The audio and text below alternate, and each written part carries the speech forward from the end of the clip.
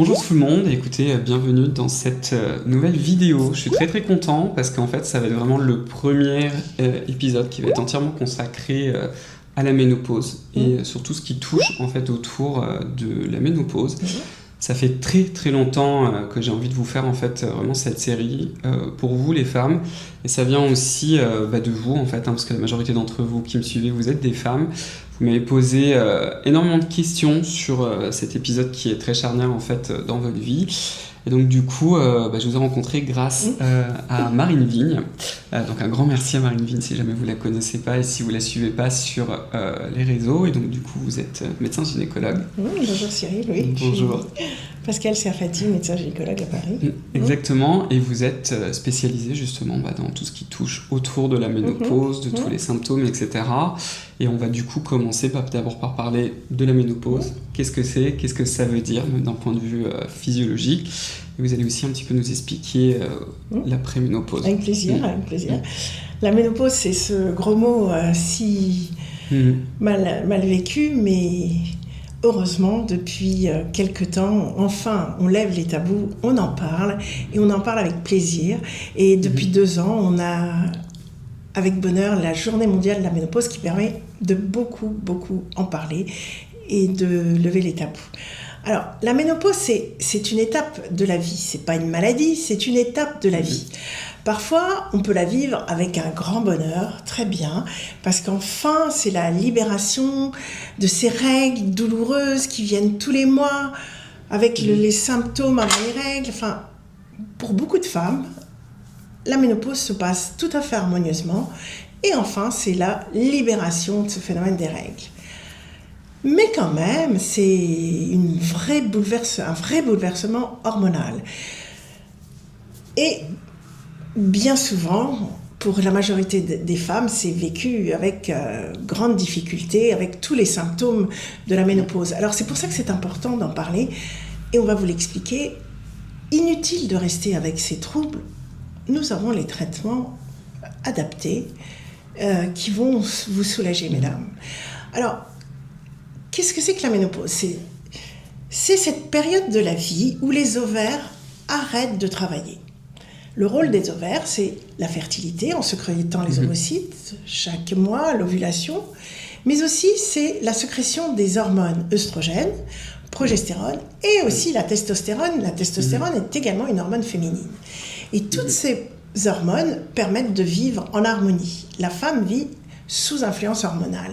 Et tout d'un coup, il se trouve que à la ménopause, autour de 50 ans, les ovaires stoppent leur sécrétion hormonale. Alors, il nous reste un peu d'œstrogènes qui viennent de la graisse, mais c'est quand même un sacré bouleversement hormonal qui explique les symptômes que l'on peut subir.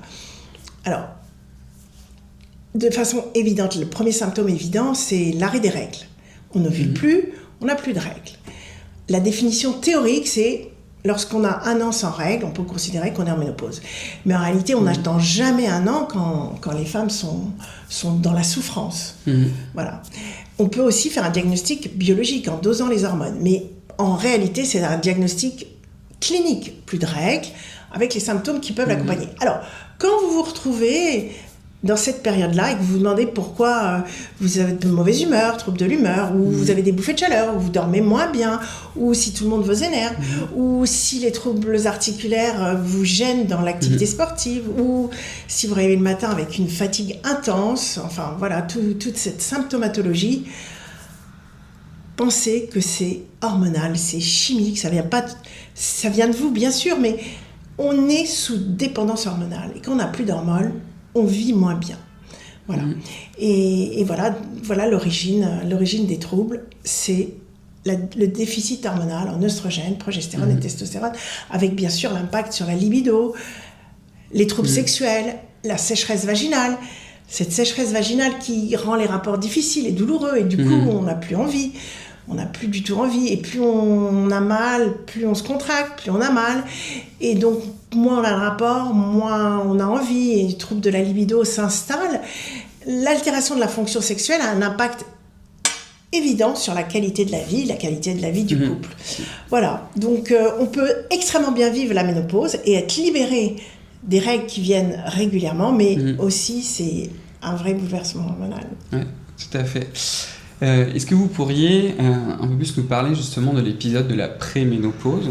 Parce que là, je pense que vous avez bien compris un petit peu ce qui se passe d'un point de vue hormonal et physiologique pendant la ménopause. Et on va d'ailleurs revenir dans d'autres épisodes sur le traitement, les possibilités, aussi sur les troubles sexuels. Mais il y a aussi un petit peu toute cette partie en fait avant qui peut être un petit peu justement dans le choix artistique, justement. Oui, voilà, je vous ai dit, la ménopause survient autour de 50 ans. Et on dit un an sans règles, mais c'est une définition théorique. Mais avant cette période, quelques mois, quelques semaines, quelques années avant, on peut subir un désordre hormonal. Alors j'insiste, ça n'est pas la ménopause, on peut appeler ça la préménopause. Mais en réalité, c'est vraiment le désordre hormonal. Et ça peut survenir très jeune, à partir de 35, 38 ans.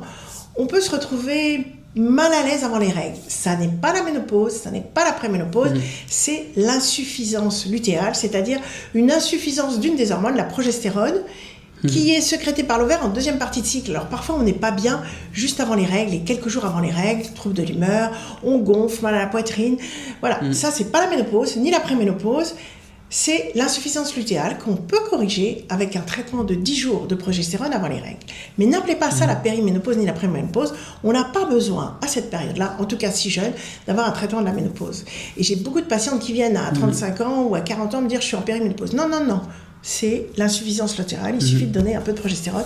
Et on se sent beaucoup mieux dans cette période entre l'ovulation et les règles, c'est-à-dire la deuxième partie du cycle.